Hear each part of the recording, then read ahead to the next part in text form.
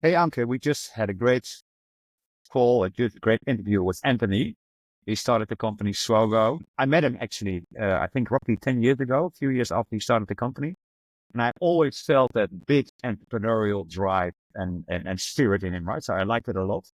And he successfully sold his company roughly, what was it, 10 years later. And what I like a lot, I don't know what your view is of this guy, is that he did that spirit, that entrepreneurial mindset, but also that he started as a 12-year-old already at that age. When I was playing outside playing soccer, right? He was starting reading field book because at that time he started his company making websites for companies, and he just browsed straight the yellow pages manually at that time, research the companies, if I understood correctly, which had an old website, right? And that mindset already at 12 made him realize to become a millionaire, right? 31, and he accomplished that. So I think it's a great story to hear for all our listeners, right? What do you take from it? Yeah, no, same. I think what I love doing this podcast with you is that you get the motivations of everyone why they started the company in the first place and what success looks like for them. And for Mhm. him, it was so clear that he had this goal, like was pretty like monetary driven, and eyes on the price. And also that he did a lot of the work by himself. So it's, I think like after working on the company for 10 years and then getting to that exit, which basically makes the younger version of yourself, like 15 years ago, the proudest boy ever lived. So very inspiring. And I'm glad that he shared a lot of the M&A process itself, like how he went about it, Yeah. why he took like a banker that is an entrepreneur, not like from like a banker who's only worked in the financial world. Yeah, I would say let's dive in. And I hope for our listeners to enjoy this show. Starting a company is easy. Growing a company is harder. But selling your company? That's a whole different story. In the Big Exit Show, we lift the curtain of secrecy around selling businesses by learning from ambitious and successful founders who have been on this roller coaster. Our hosts, venture capital investors Johan van Mil, the founding and managing partner of Peak, and Anke Hauskes, the founding and managing partner of NP Hard, will help you on this exciting journey. Today in the hot seat, we have Anthony. Anthony worked at a number of startups, including Cedars and Student Money Saver, as well as at a venture capital firm, DFJ Esprit. It was while he was working as an IT support analyst that he came up with the idea for the company Swogo, the company that we're going to go deep about today. His colleagues would consistently ask him to help him choose the right electronics products. Even though he kept up to date with the industry, he had to research for hours and hours across several resources to find the right product. He felt that there had to be a simpler way, and that's how he came up with the idea of Swogo. So, Anthony, thank you for joining us today. Excited to have you dive in because it has been a journey for over 10 years. So let's get started maybe with the initial idea. Can you kick us off? Yep. The start. Of course. So I started my business back when I was 21 years old in 2012. It was my first, I guess, full-time job. And it was totally different really to what we ended up doing. So we pivoted 2 times to get there. So I was working in IT support and people would ask me questions about which products to buy. So for example, what laptop, what TV, or what smartphone. And I wanted to create a way that made it easy for people to make good purchase decisions like an expert. So kind of like what a calculator could do to help you do math, I wanted to do that for purchases. So we built a product finder where you could come and visit our website and you'd be asked a series of questions. And in 60 seconds, it will tell you what's the best product you should buy and from which store you should buy it from. So that was like a B2C company. What we then saw was that conversion was low and marketing acquisition costs were really high. So we decided to pivot to go B2B. We private labeled that technology and sold it directly to retailers. This category later became known as guided selling. And I'm actually advising a company that also just exited a few weeks ago in the Netherlands called Aiden that's in that specific space. But it was actually while doing customer development and selling that product that there was one particular retailer that asked me, when you get to the end of that recommendation, can you cross-sell an item to go with it? I remember at the time I gave some kind of default answer it's something that we plan on doing, but we don't have it right now. It will be in our roadmap, blah, blah, blah. And then I just stopped for a second. I asked actually, can you tell me a little bit more about why it is that you're looking to do that? And they said, well, because the main item, let's say a laptop, we give me 5-10% margin on it. but an accessory like a bag would give me maybe 70% margin. And I thought, okay, now this is like interesting, right? And what basically I found was that you could make more margin on these add-on items or even services like warranty and installations. And so we created a way for retailers to be able to do that. And that was automated bundling as a technology. And we found that a lot of retailers prior to that would do this all manually. So it would take them way too much time to do it. It was inefficient, and they would leave money on the table. You make it sound very easy. So like the customer told me the insight, I took it and ran with it. But from like that insight to work with that one customer, you don't come to like a company with so many employees. Like what happened afterwards going from one customer to another? Was that like within the same vertical? Did you decide to go broad? How did you make that decision? Yeah, so I think what we did was quite interesting. Is that what we found is that retailers are conglomerates, right? So everybody owns everybody, or they own a little slice of someone else. And so that's really important in understanding how you can break into it. So what we would do is find, let's say, a retailer like MediaMarkt, where a lot of people know it's like the largest consumer electronics retailer in Europe. And we would look through all of the different countries that were there and see, okay, which one is the one that's like most respected with the organization? Which one is growing quickly?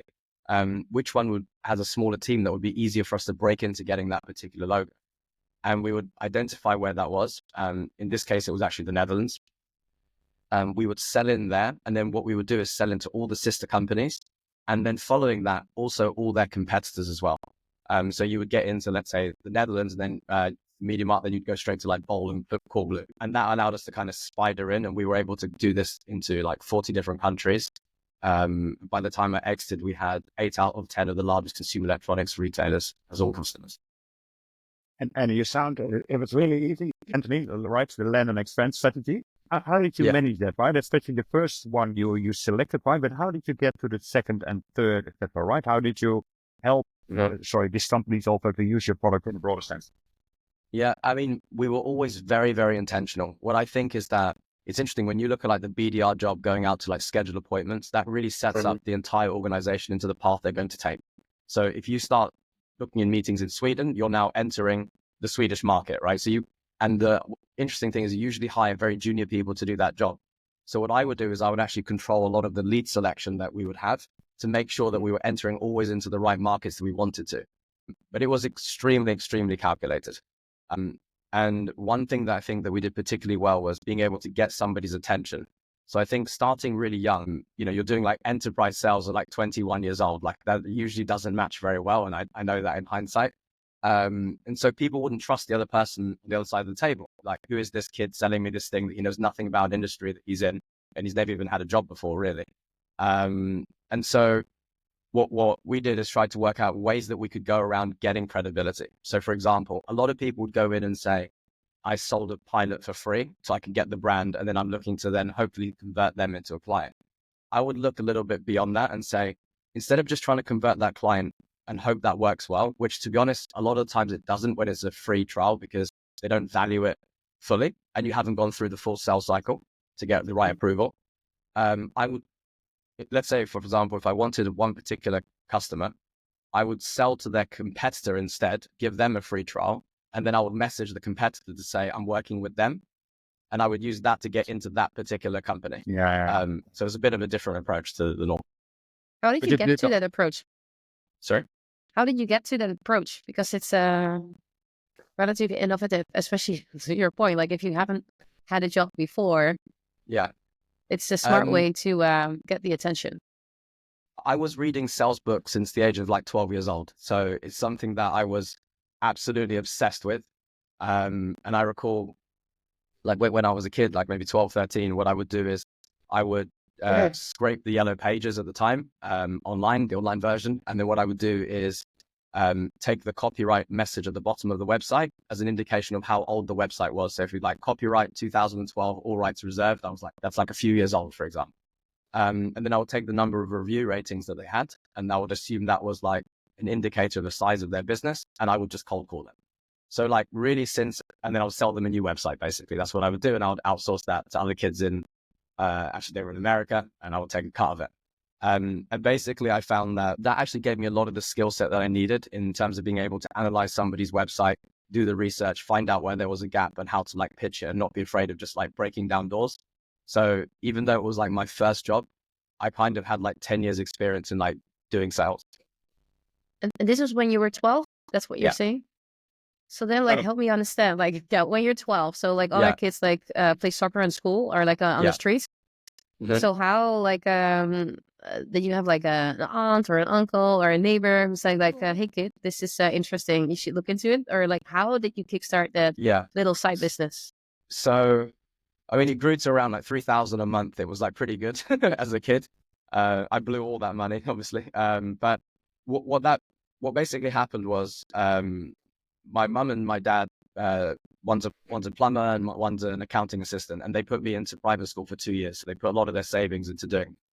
What that basically showed me was that how it basically introduced me to wealthy people, and I got to see what that was like.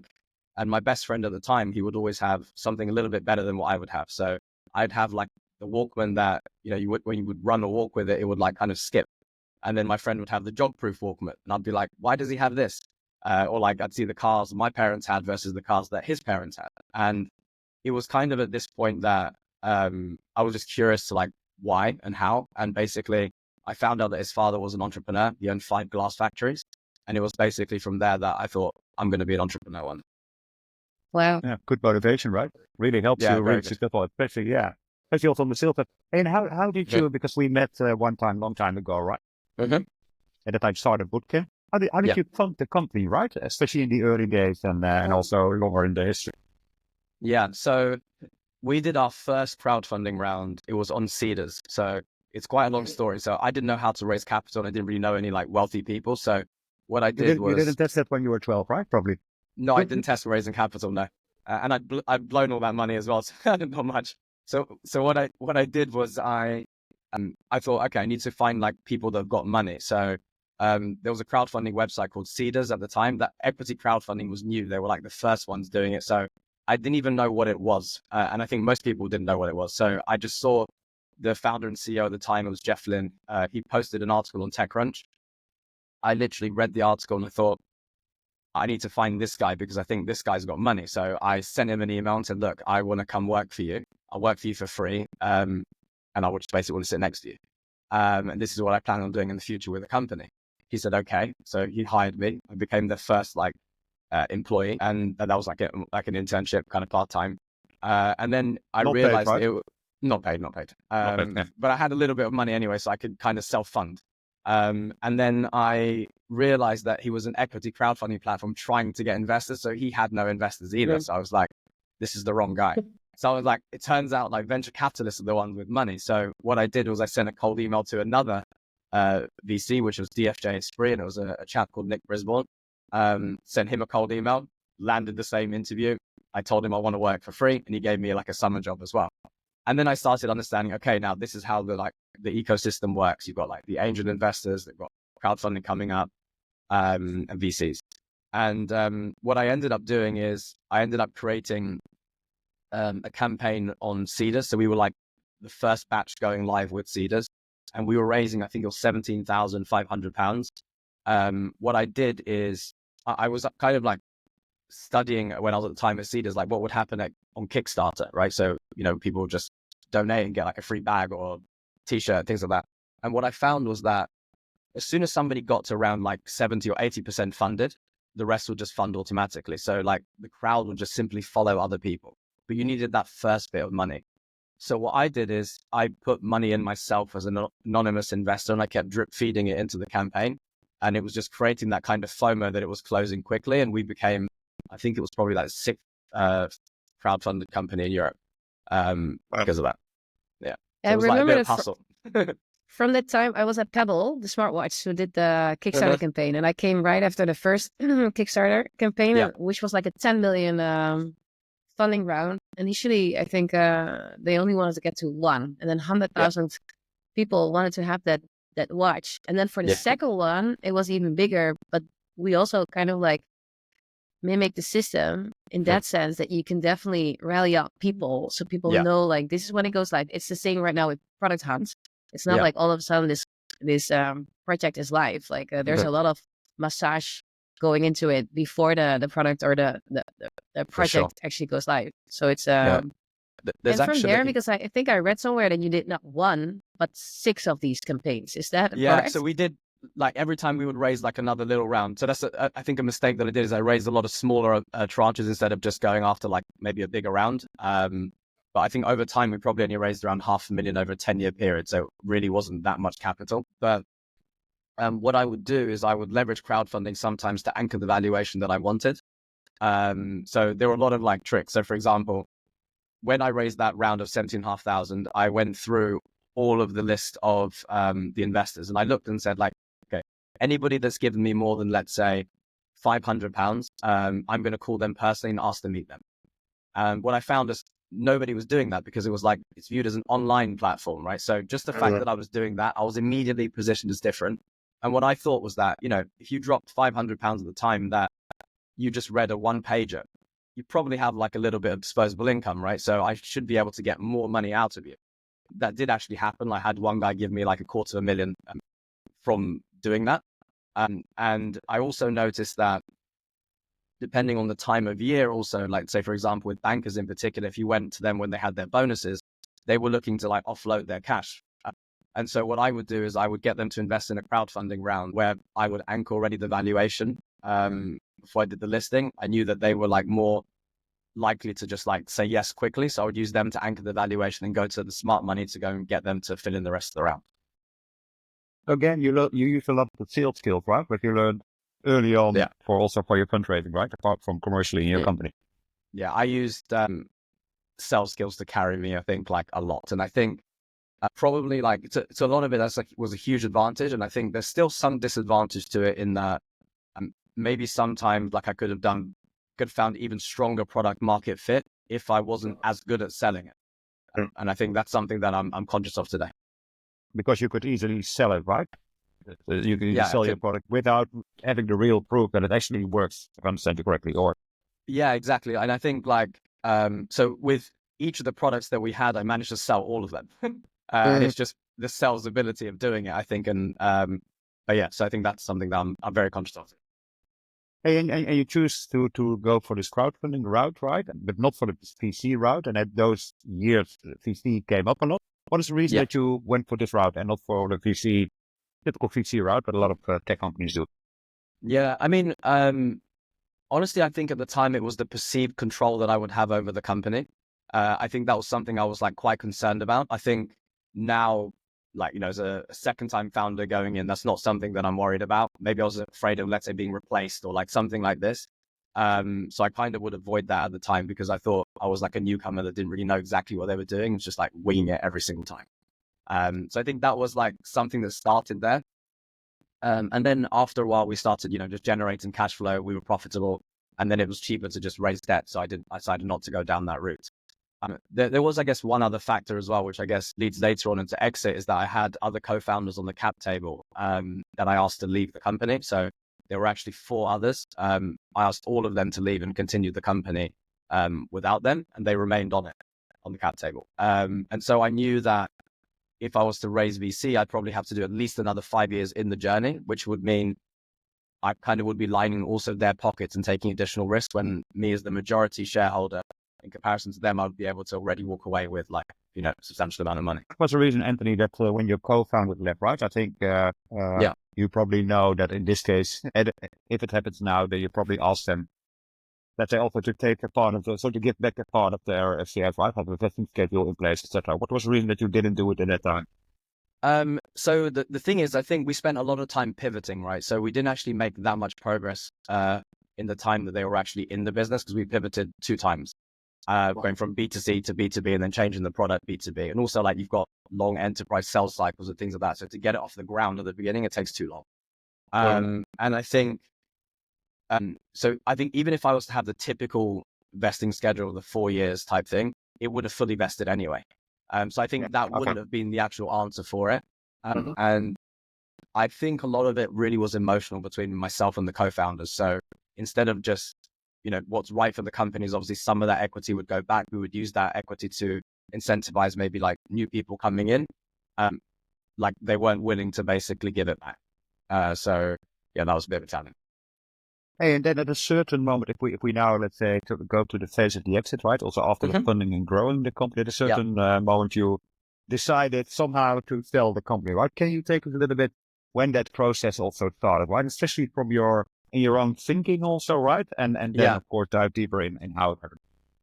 Yeah, sure. So I think, so basically I would read a little bit about like exiting, and I wanted to kind of understand more about it, right? Because I think a lot of founders, you never really go through that process, or very many times, even if you do a great job, maybe you're going to do 3 in your life at max. And so I think one thing that I want to do is basically learn how I could maximize the value at the end. So one of the investors that I took on from Startup Bootcamp was Martijn from Endline Capital. So he invested his own personal money. And I know that he said, one of the things he was saying, I think he sold a lot of different companies, was involved in a lot of different transactions. So I remember saying like, I just need to get this guy to give me some money so he can just help me optimize the last part at the end. And that's what ended up happening. He actually, when we exited, he bought a boat and named it my previous company name, Swogo, actually. Yes, that's right. Great guy. Yeah. And he helped us with the exit process as well. Sorry, I kind of got sidetracked on the question. What made me like ultimately decide to like go sell it? Or Indeed. Yeah, and this was a preparation, right? Indeed. And what was the moment, the pivotal moment, right, when you as an entrepreneur thought, well, maybe it's a good time also to say goodbye to Swogo, right? To exit the company. Yeah. So things were going really, really well.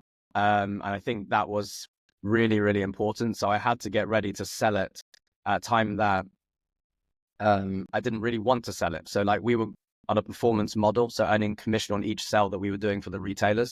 You can imagine during COVID, we were making an absolute killing. So like we were growing, if I remember correctly, around like 80% year on year. And another thing that I started seeing as well is I would read a lot about the annual reports of the largest retailers in the world. So for example, like let's say Best Buy. And all of their quarterly reports, because that's to understand really what was going on in the market, what their threats were, opportunities, etc. And one thing that they mentioned in there was that a lot of the purchases for electronics had been brought forward. So you bought a new TV when you were sitting at home because you couldn't go outside, and unless there was a new model that was so advanced to come out again, you're not really going to buy another one for some time. So those purchases all got brought forward. But at the same time, all of the reports that were coming out from like GfK, Forrester was saying e-commerce habits have changed forever. E-commerce is going to continue growing. And I looked at my customer base and said, electronics forms a large part of our business. I won't disclose how much, but a large part of our business. We have 8 out of 10 of the largest consumer electronics retailers as clients. And so I knew that I was going to grow slower within that category. That was a large part of my business because of what I'd read in the Best Buy report. But everybody else, so the messaging being sent outwards to buyers was that the e-commerce market was continue growing at like a crazy pace. And so I thought, okay, this information asymmetry basically that I have is going to play to my advantage. People are going to probably be likely to want to pay a premium for getting on the e-commerce bandwagon when I know how this is all structured. Another thing as well was that I still had co-founders on the cap table. So I knew that if I wanted to raise like additional capital, I'd have to put a lot more years into it. And quite honestly, I could walk away already with a strong outcome and secure my financial future. I think another thing was that I had this goal of becoming a millionaire by the time I was 30, since I was like a kid and I was coming to the age and I got there at 31. But yeah, that was like a slight factor that I had in my mind as well. Yeah, I wouldn't say that was the reason, but but I think like it makes sense if I hear about your backstory. Yeah, why you started like being an entrepreneur in the first place. I guess this doesn't come to me as a surprise that you have this goal. I want to have that money in the bank account before I'm 30. But so it was mainly like, I think if I hear you correctly, driven by internal factors as well as external factors, where you like predicted where the market will go to. From there, when you decide like this might be a good time, I might have momentum to go and sell it. Yeah. Like you just mentioned, Martijn was an important player in the whole process, but how did you actually, almost like on a micro level, went about it? Did you work with a banker? Did you do the work yourself? Did you make a long list? Did it come to you? How did you create FOMO? Also, to your point, when you said earlier, when you wanted to have like the big fish, you basically try to tease them with like a small one. Is that the same strategy that you would have done for acquisition? So what I did is I did like, again, like cold outreach to different. So one thing I didn't do, a lot of people would say like, you know, you need to network and be at like all the events where the other people were. Like, to be honest, I think I don't know if that's the right answer or not, but for me, I was so focused on just purely generating revenue. So I was like constantly chasing like more cash. And so if I didn't feel that I could get a direct outcome from it in terms of cash, I kind of would avoid doing it. I wouldn't allocate my time to that area. So I was crazy focused, like, and that can be positive or negative, right? And I think so. That's what I was doing. And what I did, so I didn't really know necessarily the buyers. They would have heard of me because I would have got on their page. And I always thought that if I do enough, one day you're going to know me anyway. I don't need to go to you. And I have the skill and ability to get from cold into somebody's like, into a meeting with them. Like I never like kind of feared that ability. So what I did was I sent cold messages to each of the people that I thought could be potential buyers. I just said something like, you know, we're growing at this rate, like our net retention at the time, I think it was like 140%, like it was super high. We had a lot of the best logos that you could have in the retail space. So people naturally just want to see what we were doing anyway, just because of like what we've basically been achieving. So that bit I think worked. And then I just said that like, you know, seeing as we're in the same industry, and I would give them like a little bit of FOMO saying that like, we're also planning now to expand into the US as well. And so I just wanted to like have a chat with you and get to know you as we're in the same industry. A lot of people just bit on that and like took a call with me. From that, we actually started then immediately going into like an M&A process with someone. They were just like, okay, this looks good. And we received like, I started seeing that we're getting very close to like being able to get like an LOI, or at least like, sorry, not an LOI, like maybe like just like an informal kind of thing. Yes, we'd be interested in it. And at that point is when I engaged a banker basically. And one of the reasons I decided to do that is because I think there's often a lot of a bit of a dance with entrepreneurs and the buyers where you say, you know, no, I'm not looking to sell my company. Actually, I'm really enjoying doing it and we're growing really well. So like, maybe not, but maybe. And like, I think that dance is like, you know, I think they all do it, but I think like everyone can see through that. I think that's like, it doesn't really work in my view. And I think when you have the banker there, it makes it look really serious. Like there's other people also at the table. And I think just that alone can cover the cost of the bank.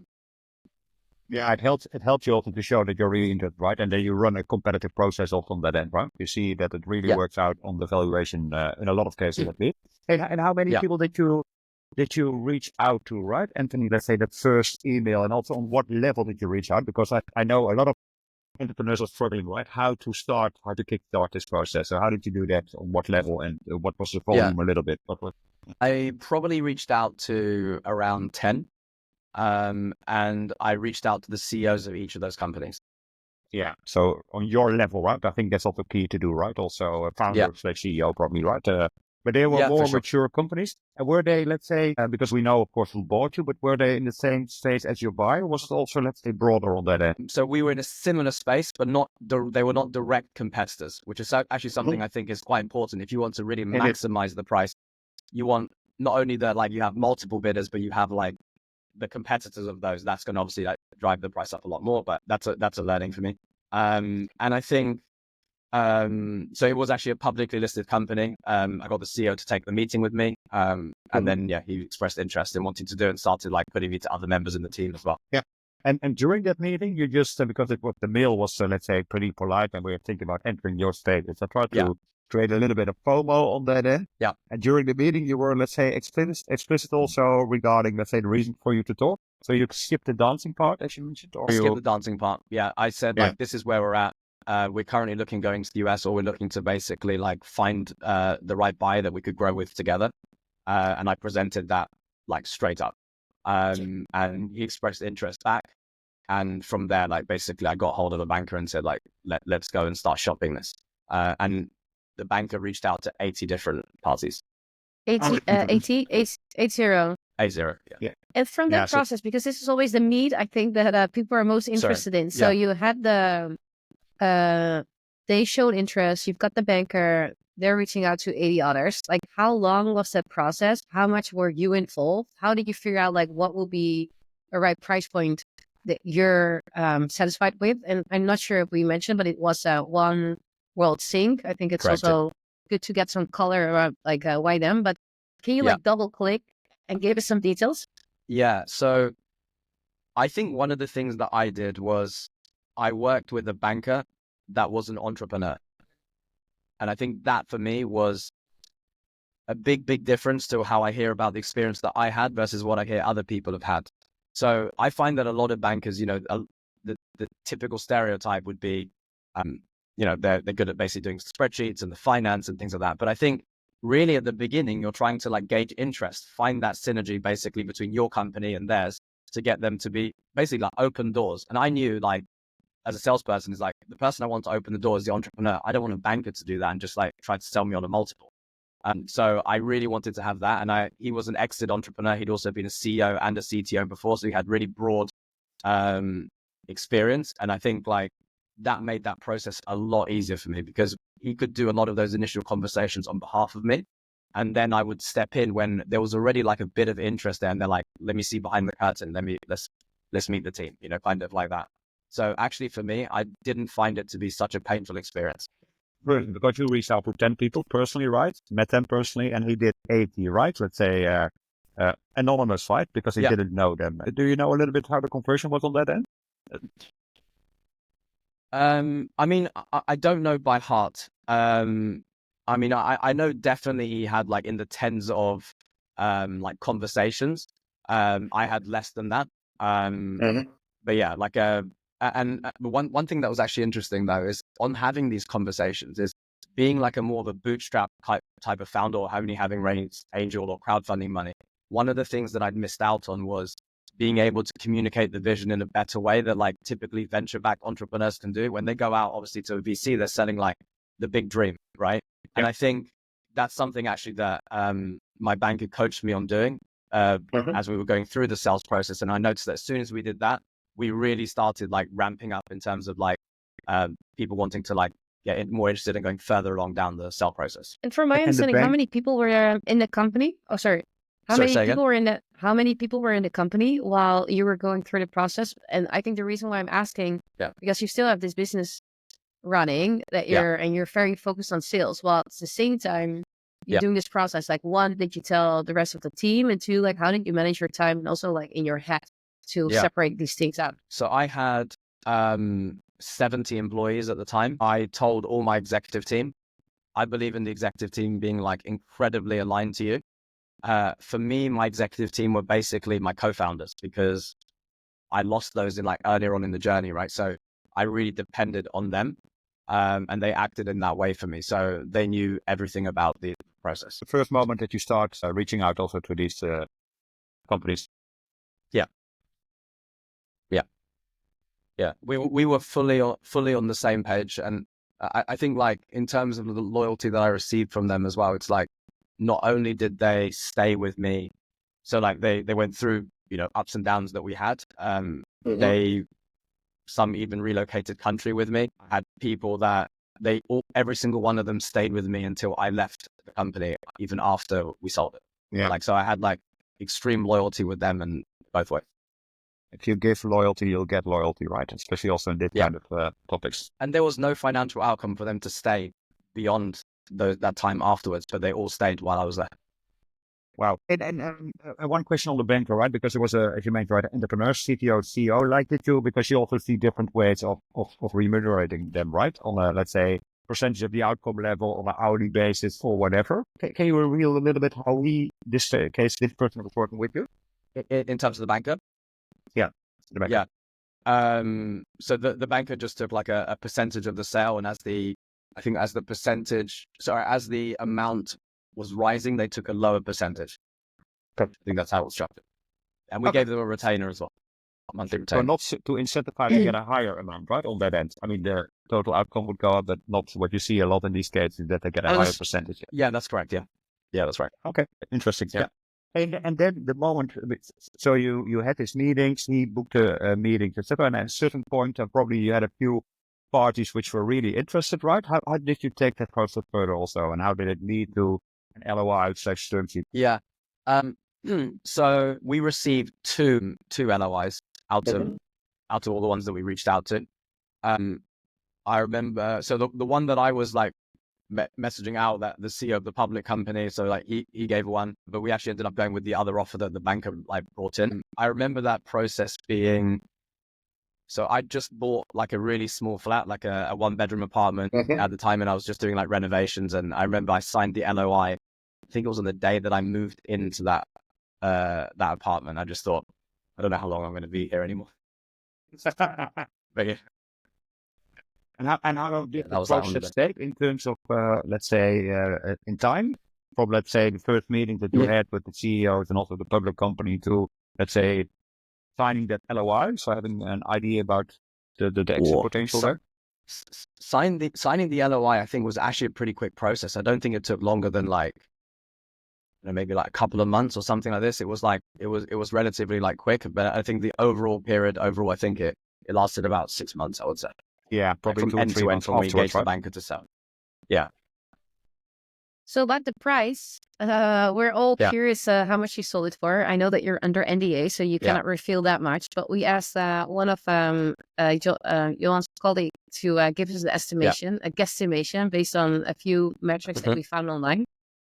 Are you okay if we pull it up? And then of course, go for it. I think in the end you can say, because I know that you don't want to reveal the exact number, but you can say if we're like hot, cold, or whatever your first reaction is. Okay. The valuation. Let's jump to the question we've all been waiting for. What was the exit valuation of Swogo? In March 2022, Swogo was acquired by One World Sync as part of their buy and build strategy, making Swogo one of 7 acquisitions between 2020 and 2023. This strategic acquisition of Swogo aimed to expand One World Sync's European presence and leverage upsell and cross-sell opportunities across both customer bases. The funding journey of Swogo is worth noting, with a total of 8 investment rounds in the first 3 years, including 6 crowdfunding rounds, 1 incubator round, and 1 bigger angel round, raising a total of $1.8 million according to Crunchbase. As Anthony explained to Porto Invest in a news article, Swogo never revealed any revenue or price point numbers. I therefore took the liberty to base Swogo's exit valuation on the number of employees at that time, which was around 55, the number of customers, which was around 100, and I estimated the average customer value on an annual basis, which I estimated to be around £50,000 on a yearly basis, getting to a solid ARR of £5 million. Applying a 6x revenue multiple, considering a slight premium on the 2022 median revenue multiple, Swogo's estimated exit valuation would be around £30 million. So Anthony, spill the tea.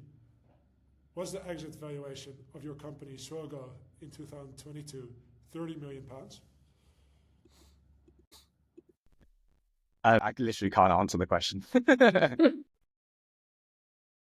But there's on the some metrics? some parts that are correct. Like, I mean, like we did have like we had like more than 100 different clients. So like we got to that threshold that we'd advertise on the website, like more than 100 plus. We raised a lot less than that's there. For some reason on Crunchbase, it like duplicated some stuff and like it's just there. But we raised about 500-ish, I would say. But we did take in around $500,000 in debt. And yeah, I think at time of exit we had 70 employees, I think it was. Yeah. So yeah, I can't delve in more than that. Like obviously the ACV I can't share as well. And what's the ACV, No, and you Anthony, cannot- the revenue per customer, which I think was estimated by Tiso at roughly 50. Was it in that range, if I may ask, or? Well, we had a really large range from, because we had basically like some smaller ones and some like really enterprise ones like MediaMarkt, Best Buy, Walmart, and stuff like that. So it's not too far off. And you did it on the a performance actual, basis, right? You mentioned with the delay. Yeah, Sorry, correct. Yeah. And obviously, like during COVID, that was increasing like quite rapidly, right? Great moment. But on the great actual time also for exit, you to sell the company. yeah, Yeah. 2022, yeah. Yeah. And did you have a number in your head before you went into the process? Like, what would make me happy? What is the minimum number? And otherwise, I'm gonna cut off this M&A process and keep going. Like I think one thing that I didn't do, and I think a lot of entrepreneurs don't do, is they don't, when you start the journey, you don't think about really what you want. Like, what is the lifestyle that I want? What am I looking to achieve? Why am I looking to achieve that? And what do I want to do with it? You just make up like these numbers in your head and say like, that's the number that I want, but there's no justification behind that. And I think it's quite important to actually have that justification, because I think that can also like even motivate you like further on to say like, I don't know, have a actually deeper why into why I want this. For me, it was just like, I need to become a millionaire. I need to become a millionaire. It was almost like a panic. And like, no matter what, I've got to get there. But it wasn't like a specific number. And I think it was only towards the end, as I was going through the process, I'm thinking like, okay, how much money am I going to have? Like, what am I going to do with this money? Right. And it's like, that's too late to ask yourself like these type of questions. But I think a lot of us, we just go day by day in our company, go grow, grow, grow, without thinking what we personally want first. And I think that's a big flaw, because oftentimes the company is feeding like a personal goal that you have, right? Or a personal gap or something that you're missing that you want to like bridge. What is Maybe what as is the a gift, follow-up. Anthony? Oh, Yeah. sorry. What's the gift? Because you had a very clear goal, right, to become a millionaire before you were 30 or 31. You achieved it. What is the gift? What is the gift that you treated yourself with extra? So yeah, of course. So one of the things that I was told by one of our investors, so this was Janneke Nielsen, she told me the most important thing that you should do is like not spend any money for 6 months. And like, just so you avoid doing like, you know, kind of big fuck ups basically, right? And I think your inbox starts going through on LinkedIn, like, hey, do you want to angel invest in this? Do you want to come have a look at this? And you're at a point where you're like at your very peak, right? Where you kind of feel, I've even read like even the other day, some VC says that every time I get a big win, I don't invest for another 3 months, right? It's kind of like a similar thing where it stops you like doing something like really stupid. When you do think that everything you touch turns to gold, you're at kind of that moment, which I think you're a little bit vulnerable. So I took that advice and didn't spend any money for 6 months, literally zero. I was making decent money as an executive for when I was working at One World Sync. They increased my pay and like things like that. So I would kind of spend that just kind of like not really like thinking about saving any of it, just like be free with it. And that was kind of my little release. And then later on, I bought a McLaren, but that was my gift to myself. That was my next in month question. What did you 7, do in after month the 6 7. months? Yeah. Yeah. So obviously I was going to do something, but I waited actually longer. I think it probably took me like maybe a year and a half, 2 years to actually do it. I'm a massive believer in delayed gratification. I believe that you always need to give yourself something to like work towards. So, that's something that I always do, but there's the other side of that is also like, when you have it, you also need to live in the moment as well. So like there's a bit of both that I try to juggle with. Then I'm curious because you're, I think like I'm thinking, looking back to your 12-year-old with your friends that they had stuff that you really wanted. So you're driving around in your McLaren, being the guy of the town. Yeah. You could either say like, now I'm like living my life, like a good lifestyle, retired, but instead you decided to go all in again and start a new company. What made you spark that? And is it, you're not done yet? Like curious for your phase 2. I'm definitely not done yet. I'm still young. I'm 34 years old and I've got many in me. I think like, you know, I never had a full-time job apart from when I became executive when the company was acquired. And I don't believe really I'm ever going to have that. So I think I'll always be an entrepreneur. And I think it's something that like I get extreme enjoyment out of, right? So when I first started, it was like heavily like money driven.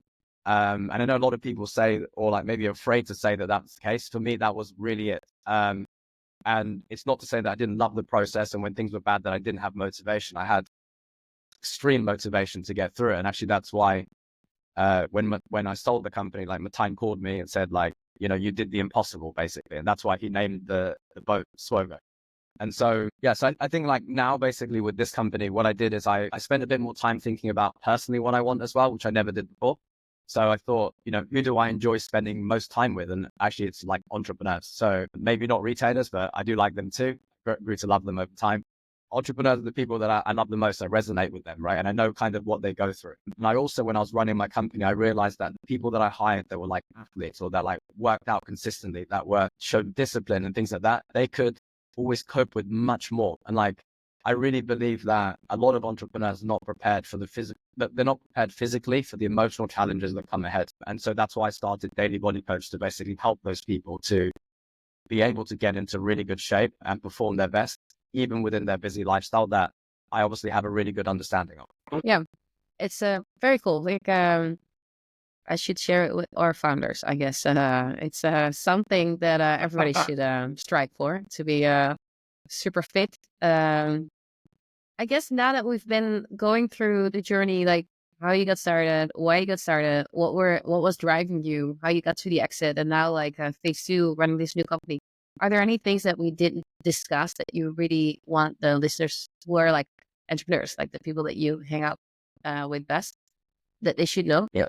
I mean, I think there's one thing, like, so for me, when I went to exit the company, I think a lot of people, they get fixated on like a multiple, right? And I think what you really want to do is find the synergy that gets somebody to want to pay a premium for what you've done. And if you can, always get additional bids, which everyone knows, but competing bids, I think, is even better than that. And so don't just think about doing that for real, but also think about how you can create that feeling. So in the same way that you maybe bluffed a little bit when you were doing like FOMO, raising like capital, have a think about how you can also do that when you're doing the M&A process as well. I won't share what I did specifically, but think about that.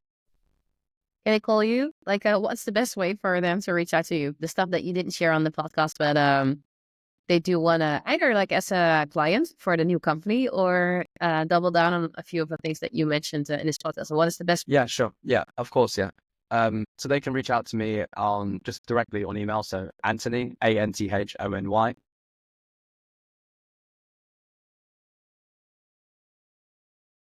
I'm not a big social media man, so email will have to be it.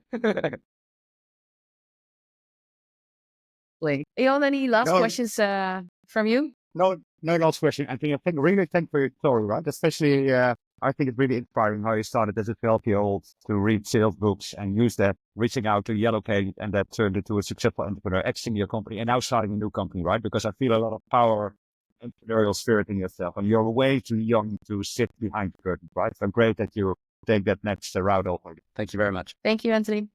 Bye. Thanks a lot. Cheers. All the best. Thank you. Oh. Thank you so much for listening to this episode of The Big Exit Show.